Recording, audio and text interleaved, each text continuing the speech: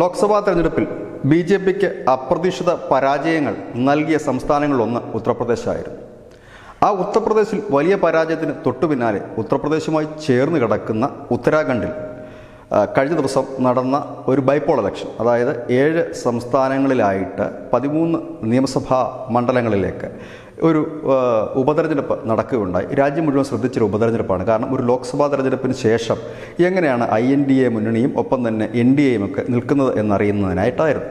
ഈ 7 സംസ്ഥാനങ്ങളിൽ 4 സംസ്ഥാനങ്ങൾ ഭരിക്കുന്നത് പ്രതിപക്ഷ പാർട്ടികളാണ്. തമിഴ്നാട് ഉൾപ്പെടെ 4 സംസ്ഥാനങ്ങൾ ഭരിക്കുന്ന പ്രതിപക്ഷ പാർട്ടികളാണ്. 3 സംസ്ഥാനങ്ങൾ ഭരിക്കുന്നത് BJPയോ അല്ലെങ്കിൽ NDA ആണ്. ബീഹാറിൽ NDA ആണ് ഭരിക്കുന്നത്, ഉത്തരാഖണ്ഡ് BJP ആണ് ഭരിക്കുന്നത്, അതുപോലെ തന്നെ മധ്യപ്രദേശ് BJP ആണ് ഭരിക്കുന്നത്. ഇവിടെ ഇന്നത്തെ ഇലക്ഷൻ റിസൾട്ട് പുറത്തു വരുമ്പോൾ ഈ INDA മുന്നണി, അതായത് പ്രതിപക്ഷ മുന്നണി, കോൺഗ്രസ് ഉൾപ്പെടുന്ന പ്രതിപക്ഷ മുന്നണി വലിയൊരു മികച്ച വിജയമാണ് ഈ 13 സീറ്റിൽ കരസ്ഥമാക്കിയിരിക്കുന്നത്. ഞാൻ ഈ പോയിന്റിൻ്റെ ഇരിക്കുന്ന ഈ സമയത്ത് ലഭ്യമാകുന്ന വിവരം അനുസരിച്ച് INDA മുന്നണി 13-ൽ 9 സീറ്റ് നേടി BJP 2 സീറ്റിൽ ലീഡ് ചെയ്യുന്നു എന്നുള്ളതാണ്. ഒരുപക്ഷെ 2 സീറ്റ് കൊണ്ട് BJP തൃപ്തിപ്പെടേണ്ടി വരും. ഒരുപക്ഷേ അല്ല, 2 സീറ്റ് കൊണ്ട് BJP തൃപ്തിപ്പെടേണ്ടതായി വരും. ഇത്ര ഉറപ്പിച്ച് പറയുന്നതിന് കാരണം BJPയുടെ ഭരണം നിലനിൽക്കുന്ന ഒരു സംസ്ഥാനമാണ് ഉത്തരാഖണ്ഡ്.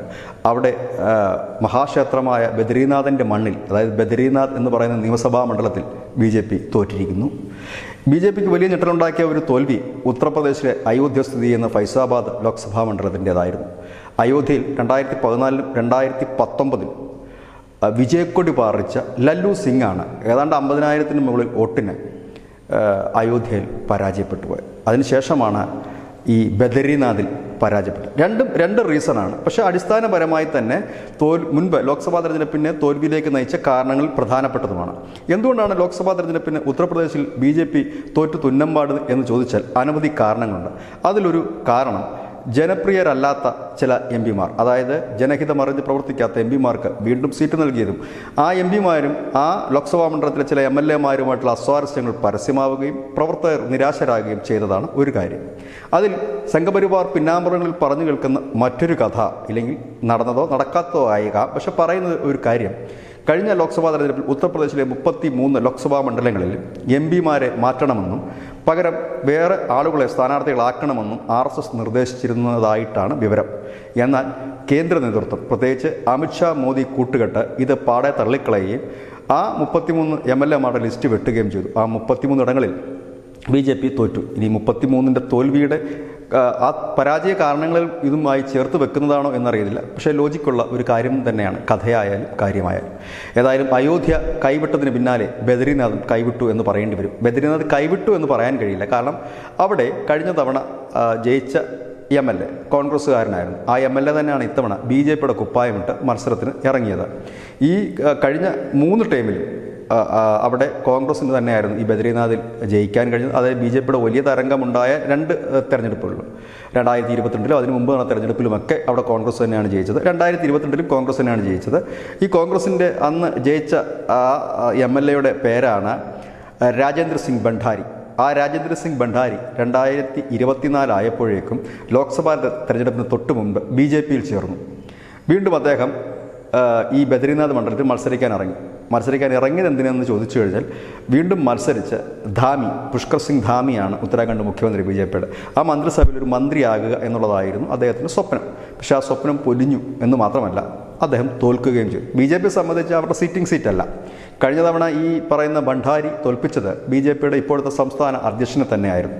ഇത്തവണ BJP പകരം വീട്ടിയതാണോ എന്നറിയില്ല. ഏതായാലും അവിടെയും തോറ്റു.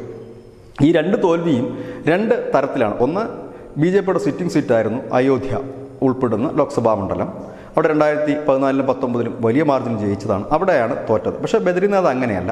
കോൺഗ്രസിൻ്റെ സിറ്റിംഗ് സീറ്റായിരുന്നു. അവിടെ കോൺഗ്രസിൻ്റെ MLA BJPയിലേക്ക് ചേക്കേറിയതിൻ്റെ ഭാഗമായിട്ട് നടന്ന തെരഞ്ഞെടുപ്പിലാണ് തോറ്റത്.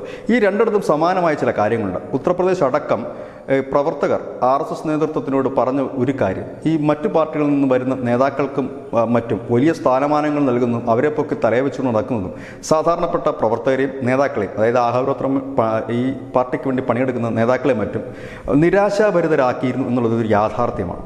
കാരണം പുതിയതായി വരുന്നവർക്ക്, അതായത് പുത്തൻ കുറ്റുകാർക്ക് വലിയ സ്ഥാനമാനങ്ങളും അവരെ വലിയ രീതിയിൽ കൊണ്ടു നടക്കുന്നതെന്ന് കാണുമ്പോൾ സ്വാഭാവികമായും തുടക്കം മുതലേ ഈ പാർട്ടിയിൽ അടിയുറച്ചു നിൽക്കുകയും പ്രവർത്തിക്കുകയും അതായത് വെള്ളം കോരുകയും വിറക് വെട്ടുകയും ചെയ്തവർക്കുണ്ടാകുന്നൊരു മനപ്രയാസം അത് ഈ തെരഞ്ഞെടുപ്പുകളെല്ലാം പ്രതിഫലിച്ചിട്ടുണ്ട്. അതിന് സമാനമായി തന്നെയാണ് ബദ്രീനാഥ് നമ്മൾ കാണേണ്ടത്. വളരെ കൗതുകകരമായ കാര്യം, കഴിഞ്ഞ തവണ ഈ രാജേന്ദ്ര സിംഗ് ഭണ്ഡാരി BJPയുടെ ഇൻചാർജ്, അവിടെ സംസ്ഥാന അധ്യക്ഷനല്ല, ഇൻചാർജാണ് ഉത്തരാഖണ്ഡിൽ. ഇൻചാർജിനെ നിസാര വോട്ടുകൾക്കാണ് തോൽപ്പിച്ചതെങ്കിൽ ഇത്തവണ രാജേന്ദ്ര സിംഗ് ഭണ്ഡാരി തോറ്റത് ഏതാണ്ട് 5000-ൽ പരം വോട്ടുകൾക്കാണ്. അതായത് ഇതിൽ നിന്ന് ഒരു കാര്യം വ്യക്തമാണ്, ഈ ഉത്തരാഖണ്ഡിലെ 2022 നിയമസഭാ റിസൾട്ട് വന്നപ്പോൾ BJP വലിയ മാർജിനിലാണ് ഭരണം പിടിച്ചത്. പക്ഷേ അവിടെ അവരുടെ മുഖ്യമന്ത്രിയായി തന്നെ മത്സര രംഗത്തേക്ക് ഇറങ്ങിയ പുഷ്കർ സിംഗ് ധാമി എന്ന് പറയുന്ന സ്ഥാനാർത്ഥി തോറ്റുപോയി. ആ സ്ഥാനാർത്ഥി ഒഴിച്ച് ബാക്കി ഏതാണ്ട് എല്ലാ നേതാക്കളും ആ തെരഞ്ഞെടുപ്പിൽ ജയിച്ചു. അതായത് കാലുവാരി നേതാവിനെ തന്നെ തോൽപ്പിച്ചു. പക്ഷേ അവിടെ നരേന്ദ്രമോദിയുടെയും അമിത്ഷായുടെ ഒരു ഇച്ഛാശക്തി എടുത്തു പറയേണ്ട കാര്യമാണ്. തോറ്റിട്ടും പുഷ്കർ സിംഗ് ധാമിയെ തന്നെ വീണ്ടും അവിടെ മുഖ്യമന്ത്രി പദത്തിലേക്ക് എത്തിച്ചു. കാരണം കാര്യശേഷിയുള്ള ഒരു വ്യക്തിയാണ്, വലിയ പ്രായമൊന്നും ഇല്ലാത്ത ഒരു മുഖ്യമന്ത്രി കൂടിയാണ്. വലിയ സംസാരമോ ഇല്ലെങ്കിൽ വലിയ പ്രാസംഗികനോ ഒന്നും അല്ലെങ്കിലും അത്യാവശ്യം കാര്യങ്ങൾ നടപ്പാക്കാൻ ഒരു ഇച്ഛാശക്തിയുണ്ട്. ഏകീകൃത സിവിൽ കോഡ് ആദ്യമായി തന്നെ രാജ്യത്ത് നടപ്പാക്കിയ ഒരു സംസ്ഥാനം ഉത്തരാഖണ്ഡാണ്. അപ്പോൾ പുഷ്കർ സിംഗ് ധാമിയെ അങ്ങനെ തോറ്റിട്ടും വീണ്ടും മുഖ്യമന്ത്രിയാക്കുകയും വീണ്ടും അദ്ദേഹത്തെ നിർത്തി ജയിപ്പിക്കുകയും ചെയ്ത ആ ഇന്ത്യയുടെ കേന്ദ്ര നേതൃത്വത്തെ അഭിനന്ദിക്കുക, BJPയുടെ കേന്ദ്ര നേതൃത്വത്തെ അഭിനന്ദിക്കാതിരിക്കാൻ കഴിയില്ല. അവിടെയാണ് ഇപ്പോൾ ബദ്രീനാഥിൽ പരാജയം ഏറ്റുവാങ്ങിയിരിക്കുന്നത്. ഒരുപക്ഷെ രാഷ്ട്രീയ എതിരാളികൾ രാമന് പിന്നാലെ ശിവനും BJP കൈവിട്ടു എന്ന് പറഞ്ഞാൽ BJPക്ക് തിരിച്ചൊന്നും പറയാൻ കഴിയില്ല. പക്ഷേ BJPക്ക് പറയാൻ കഴിയും, ബദ്രീനാഥ് അവരുടെ സിറ്റിംഗ് സീറ്റ് ആയിരുന്നില്ല. ബദ്രീനാഥിലെ കോൺഗ്രസ് MLA ആയിരുന്ന രാജേന്ദ്ര സിംഗ് ഭണ്ഡാരി BJPയിൽ ചേർന്നതിൻ്റെ പേരിൽ MLA സ്ഥാനം രാജിവെക്കേണ്ടി വന്നു. വീണ്ടും അദ്ദേഹം BJP കുപ്പായത്തിൽ മത്സരിക്കാൻ ഇറങ്ങി തോറ്റുപോയി. ഇവിടെ ശ്രദ്ധിക്കേണ്ട ഒരു കാര്യം, മറ്റു പാർട്ടികളിൽ നിന്നും വരുന്നവരെ എന്തുകൊണ്ടോ BJPയുടെ മറ്റു നേതാക്കൾ സ്വാഭാവികമായും ഈ മണ്ഡലത്തിൽ BJPയുടെ സ്ഥാനാർത്ഥിയായി മത്സരിക്കുകയും കോൺഗ്രസിനോട് നിരന്തരം പോരടിക്കുകയും ചെയ്ത നേതാക്കൾ അനവധിയുണ്ട് ബദ്രീനാഥ് മണ്ഡലത്തിൽ. അവിടെയാണ്, അതായത് ഈ രാജേന്ദ്ര സിംഗ് ഭണ്ഡാരി തോൽപ്പിച്ചത് തന്നെ BJPയുടെ സംസ്ഥാന അധ്യക്ഷനാണ് കഴിഞ്ഞ തെരഞ്ഞെടുപ്പിൽ, അതും നിസ്സാര വോട്ടുകൾ. ആ അദ്ദേഹത്തിന് മത്സരിക്കാനൊരു താല്പര്യമുണ്ടാകാം. ഇല്ലെങ്കിൽ അദ്ദേഹം ഇതുവരെ പോരാടിയത് എന്തിനു വേണ്ടിയാണ്, അതൊക്കെ ഒരു നിമിഷ നേരം കൊണ്ട് പാർട്ടി മറന്നിട്ട് അവിടെ എതിരാളിയായി നിന്നൊരാൾ തന്നെ വീണ്ടും ഇങ്ങോട്ട് വരും, പെട്ടെന്ന് പൊടുന്നിനെ ഒരു സീറ്റ് നൽകി മന്ത്രിസ്ഥാനത്തേക്ക് കൊണ്ടുവരുന്നതിൽ ഒരു അമർഷമാകാം. ഏതായാലും രണ്ടിടത്തു നിന്നും BJPക്ക് ഒരുപാട് പാഠങ്ങൾ പഠിക്കാനുണ്ട്.